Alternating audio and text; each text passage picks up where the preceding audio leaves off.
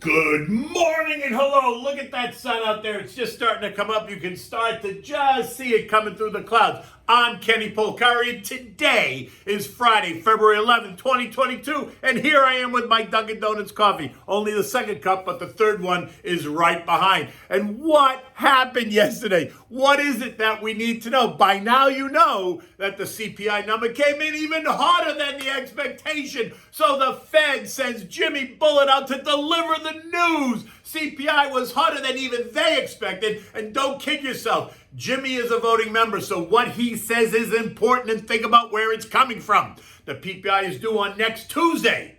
Are we looking for a 10% print on that? Because if we are, it's going to send the algos into another tailspin. The treasuries surge up and through 2%. So you can say goodbye to 1% handles on the 10-year. The 2s and 10s are now suggesting more potholes ahead. And what are we having for dinner tonight? We're going to have the lemon roasted Feta chicken thighs. Oh my God, delicious and easy to make.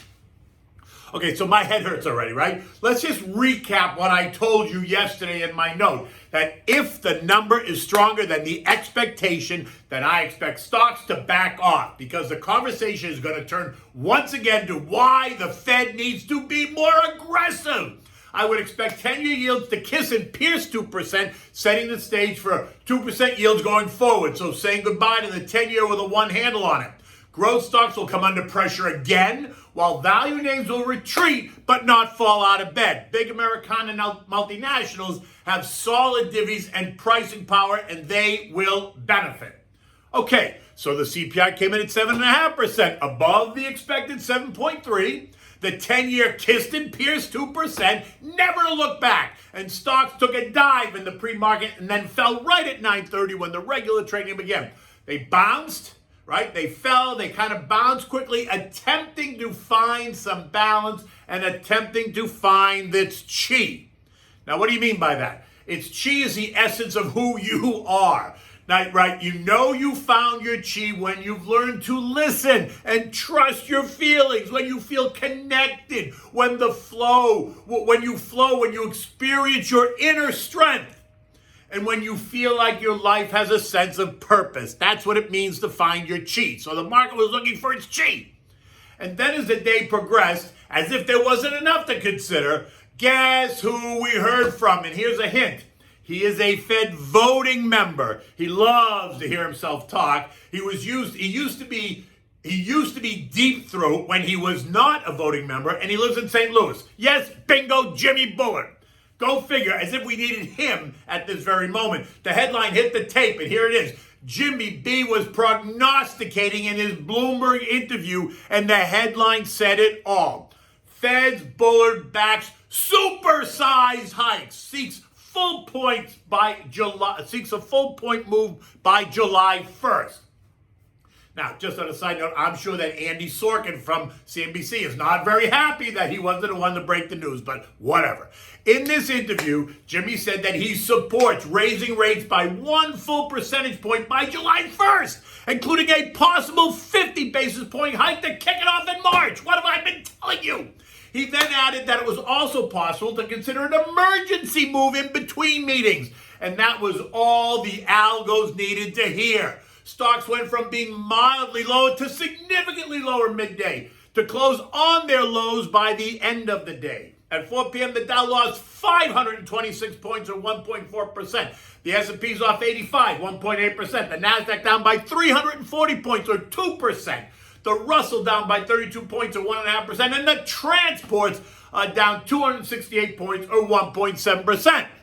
What should have been a methodical, logical transition, had it started mid-2021, when it should have, is now going to be an uncontrolled, illogical transition as we watch all the talking heads now opine on what they would have done had they been in control. Fed funds are now pricing in 7 rate hikes over the year, and since none of the Fed officials yet are proposing or supporting Bullard's currently in his commentary, and calling for a 50 basis point hike, the call for 725 hikes is now the default. But that could change, and I suspect it will. So buckle up and strap in. We're likely to get an increase of 1.75% with less hikes and bigger moves.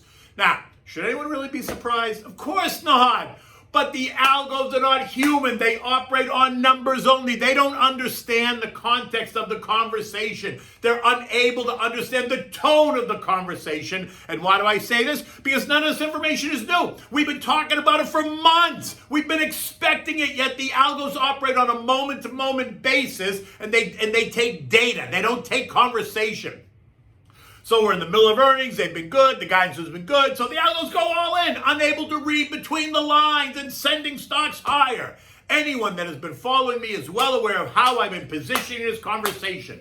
I've been warning of the turbulence in the first half of the year, as many others have. I've been putting new money into value, not chasing technology. I'm not blowing it out either. I'm just not chasing it, right? It's about balance. Inflation at 7.5%+ is a problem. Let's be serious, especially if it's expected to move even higher, which it is. Just wait for Tuesday's PPI report. Bullitt's comments yesterday scream of concern. They suggest that he does not believe inflation is about to abate, and that's obvious in the tone of his comments, calling for such aggressive action, swifter moves, bigger increments, immediate end to taper, emergency inter-month meetings, and the beginning of balance sheet reduction all at the same time. This after the Fed assured us that this was never going to happen. They had it under control. Well, guess what? Now they're screaming fire, period. Who's kidding who?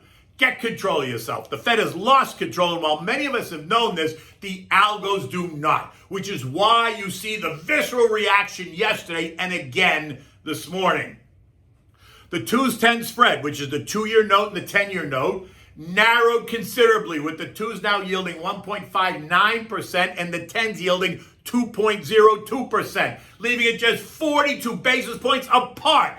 This versus what it was in early January when the spread was 90 basis points apart, 0.72 versus 1.62. This speaks to the flattening of the yield curve, and this is not usually good. A flattening yield curve suggests that investors expect near-term rate hikes, which we're getting, while they are losing confidence in the economic outlook, which we are, which is why we're seeing stocks sell off. Now remember, the market can handle rising interest rates if it's for the right reasons and if they're slow, methodical, steady, and measured. What we saw and heard yesterday was that Jimmy B is pushing for fast, illogical, irregular, and haphazard. Thus, you see the collapse in prices. The VIX, the fear index, shot higher by 26%. The ETFs that get you short the market shot higher as well. The DOG up 1.4%, PSQ up 2.6%, SH up 1.9%. And if you went for the leverage ETFs, you won even bigger. The SPSX, the direction 3 times levered bear S&P ETF, gained 5.3%. And if you used any of these to hedge your stock portfolio, then you don't feel so bad this morning, right? I'm just saying. And this morning, U.S. futures are down again. The Dow down by 150. The NASDAQ down by 25. The S&P's down by 25. The NASDAQ off by 120. And the Russell lower by 12. None of the eco data this morning is important. And neither are any of the earnings that are due out. So just forget it. The focus today is all about dissecting Jimmy's comments, trying to figure out who is in his camp and what's next for the Fed. Calls for 8 hikes are now on the agenda, and it will be comical to see how all the investment banks line up and trip over each other as they try to make the boldest call. Who can make the most outrageous call? Will it be Goldman, JP Morgan, Morgan Stanley, or Citibank? My money's on Goldman because why not? European markets are all lower this morning. The headlines only fueling the move, right? So the headlines, European stocks slide after red hot U.S. inflation print. Hawkish Fed comments. What do you expect? And the algos in Europe go into sell mode as the buyers retreat. And why wouldn't they? In light of the headlines and the analysis, why would you pay $200 for something when you're going to be able to pick it up at a 10 or 20% discount in just a few days? In the UK, the British economy grew by 7.5% in 2021. That's great versus the 9.4% plunge in 2020. That's good, no? Market should be celebrating. And the German inflation report came in at plus 4.9% year over year. Again, pushing higher as well. And this only adds to the global inflation story. At 6:30 this morning, all the European markets were down between 1 and 1.5%. Cryptos, again, taking it on the chin on the back of the inflation data. Bitcoin down 0.7% to 43,400. Ethereum is down 0.5% at 3,100, leaving both these assets down 6% and 16% year to date. The S&P closed at 4504 last night, down 83 points after testing as low as 4484. This morning we're about to test that low early on, the 4484. The level you need to watch, though, is a long-term trend line at 4450. My guess is that if the tone does not change, that we could hold it. But if it doesn't, we could test and fail that level. And if we do, then expect the algos go into heightened sell mode as we're going to test the January 24th lows of 4222 or thereabouts. We've been talking about this. I've been saying it, so now it's happening. No one should be surprised. And if you're a long-only investor, now is the time for patience. If you play it from both sides, then just make sure you're watching your short hedges. The tone can change quickly, although I don't think it's going to change today, but it's no time for you to fall asleep. You need to stay awake. Have some Dunkin' Donuts coffee. Remember, in the end, you got to stick to the plan. Call me to discuss and have a great weekend. But what are we having for dinner tonight? And what might you serve at Sunday's Super Bowl? This is another great dish if you're having a big party. It's roasted lemon feta chicken thighs, right? Now, the thighs and the legs and the dark meat, they're better. You can use the breast, but they tend to be dry, right?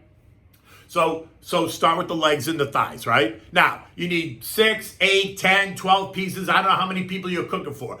You need crushed garlic. You need a container of ripe cherry tomatoes. You need 1 large sliced onion and 3 potatoes that have either been cubed or quartered or sliced, whichever way you like to eat them. Just make them bite-sized. Make it easy for your guests so they don't have to cut it up. They can just pop them in their mouth. Now you want to place the chicken, the garlic, the onions, the potatoes in a glass baking dish. Season it with salt and pepper and splash a little bit of oil. Preheat the oven to 400 degrees.